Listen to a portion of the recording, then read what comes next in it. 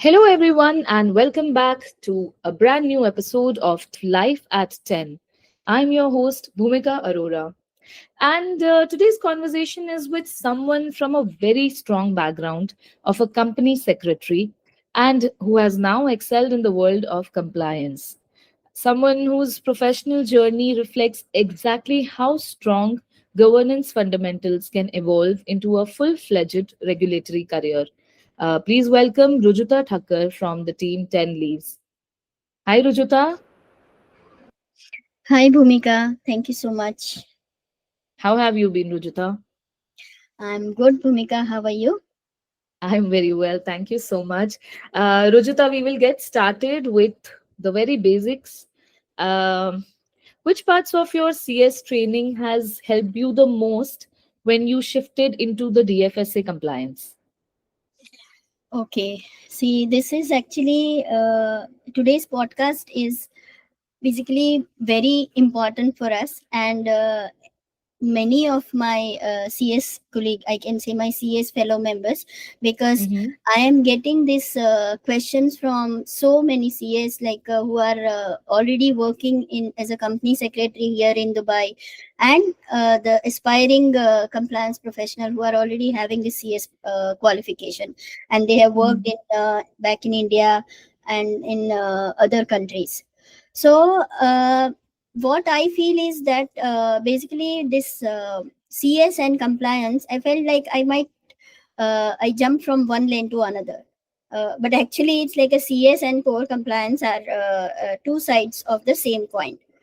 They are both Okay. about protecting the integrity of the business, but using the different rule books.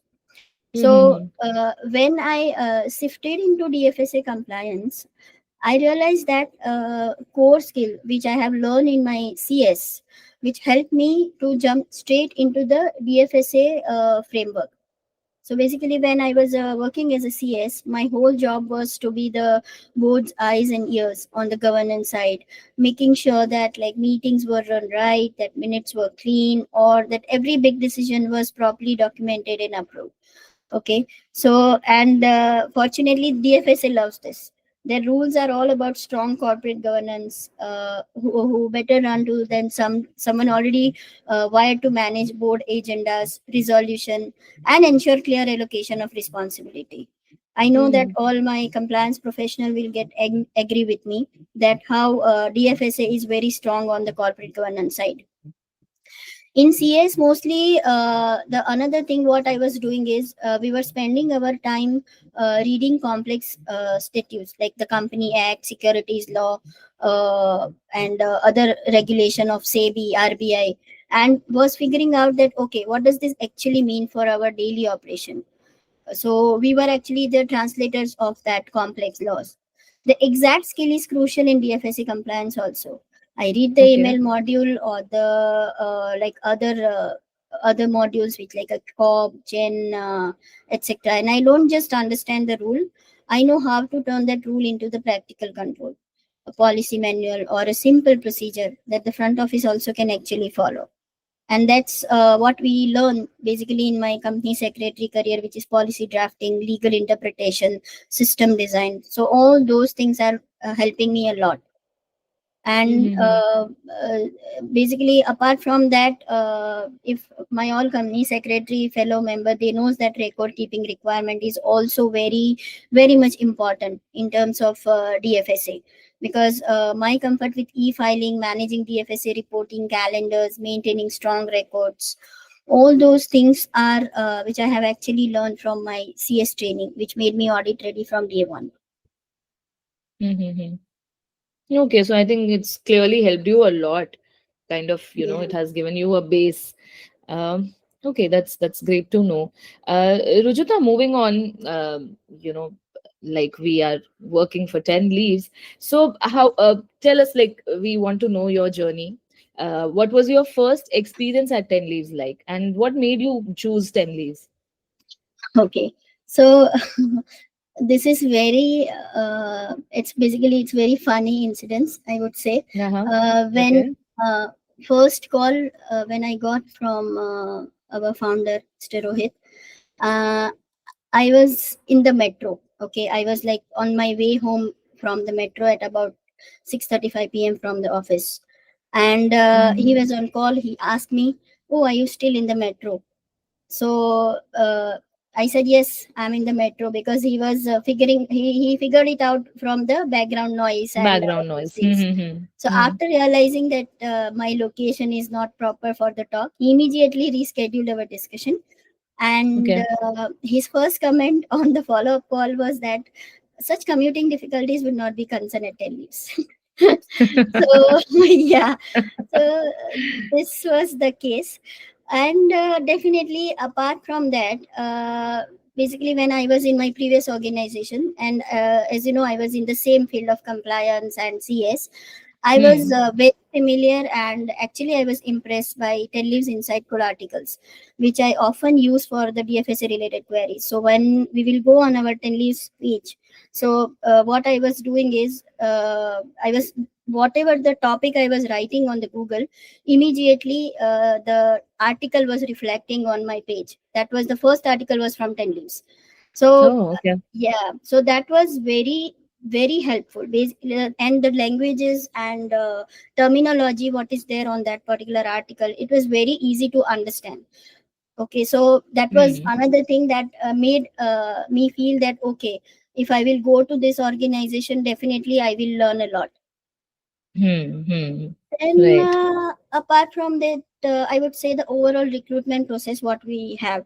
So the same way, like when I was joining, I had like an in-person team meeting before I joined.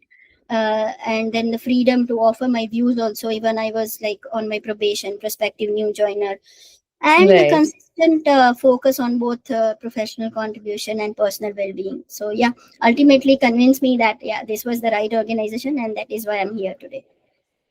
I think the in-person meeting that we do before welcoming someone to the team at 10 leaves, that really helps. It gives an opportunity to the new person to kind of understand what they are walking into, and also of course for the rest of the team to know who this person is, and what it's going to be about.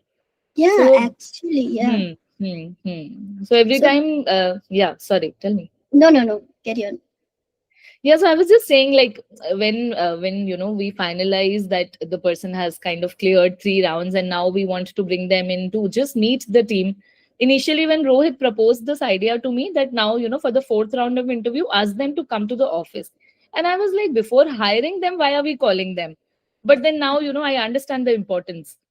Yeah, it is important because even you have experienced this when we are joining a new organization, and when it is our first day, like the fear, the thought process, what we have in our mind that okay, how I will adjust in the new team, how will be the Hmm. member of the team. So all those thought processes, anyway, that excitement will be there even if we are meeting like one time. But Right. I Hmm. feel that the pressure and the stress what we have for the new person when they are joining in the new organization, I believe with this in-person meeting, it is getting reduced to maybe like 20 to 30%. I would say. I agree. I agree. And also, like it, yes, very, very rightly said, Rujuta. It gives you a confidence, also an understanding of what you're walking into. Yeah. So, yeah, I agree. Rujuta, moving to my next question, I see that so many colleagues. I'm sure they ask you about this transition. So, can you tell us about the DFSA compliance areas where you feel that your CS background has given you an advantage? Yes.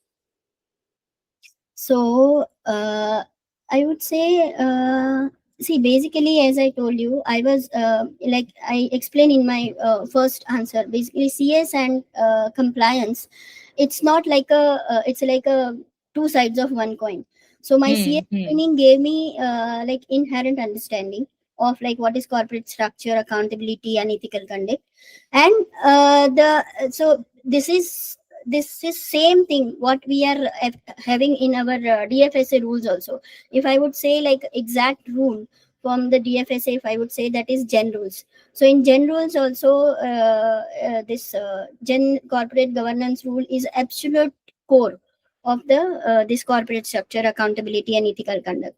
So as a CS, I was the primary advisor to the board on their fiduciary duties and ensuring proper allocation of responsibilities. Okay, and I was like telling how to structure the document governance correctly.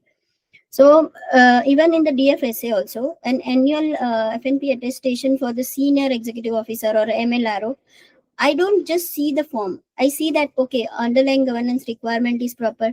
Is it validating the person's competence, integrity, or a financial soundness, what is required by the DFSA?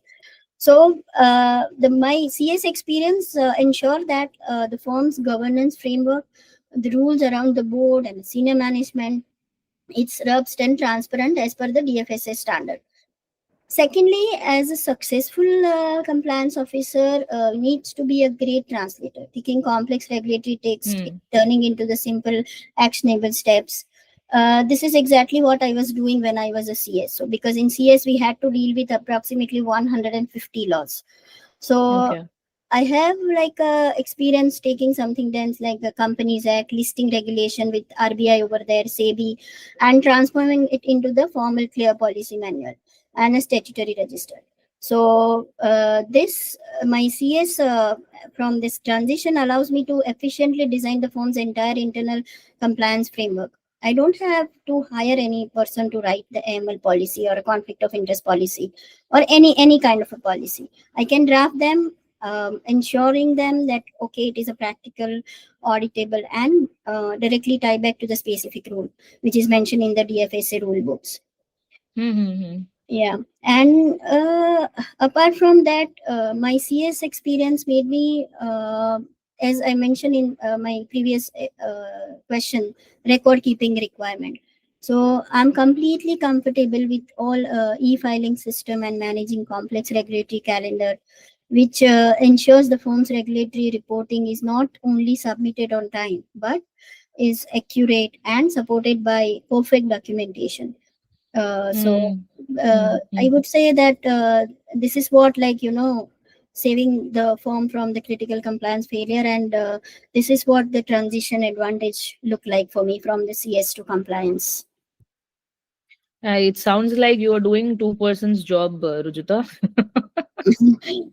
So it's actually one person. That's what. So as I mentioned, I'm again and again I'm telling that CS is, I would say, it's like 60 to 70% compliance job, because Hmm. in India, it's like whenever there is a job recruitment for compliance officer, so they are hiring CS because they knows that the capability of CS are what, and like there are a lot of things like where it is where it is compliance regulation, regulatory reporting, or a policy drafting, whatever it is, it's a similar in the CS and compliance. So definitely one person can do that.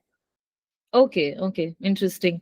And besides the CS foundation, do you have have you gone in for any training or certifications for compliance that has helped you? So, Bhumika, there is no formal compliance training. Basically, Okay. in this part of the world, UAE, Hmm. like compliance training was not a primary factor. It's like a most, what is required is most significant development comes from the practical on the job experience, and which you can gain by working closely with seniors and our professional colleague on the same like a compliance and AML matters. So for me also it was the same thing which I learned from my by God's grace. I had a very good mentor. I had like a very good senior in my previous organization, and even here also. So I'm learning a lot from Mr. Rohit. So on the job experience, and I would say closely working with my seniors is basically it's a very good training what I got. And Hmm. Hmm. apart from that, I would like to add here that that to have a success in this field, it requires more than just a theoretical knowledge. It Hmm. demands like Yeah. a continuous learning, a commitment to staying current with the legislation, and the mindset of a problem solver. In this role, the entire firm, from the senior management to the administration person, it relies on your judgment. for a critical compliance decision or underscoring the importance of applying knowledge Hmm. in a practical or a cautious way. So I would say Hmm. that as a compliance officer, we have to train ourselves, uh, that like how we can be a problem solver, how we will think when some practical kind of a issue will come. So those kind of a things are actually teaching me a lot apart from the formal compliance training. And regarding certification, I would say there is no any strictly requirement, Hmm. especially for the DFSA. I am saying that there is no particular requirement is there that okay, you should have this certification, then only you can apply for the DFSA compliance officer role.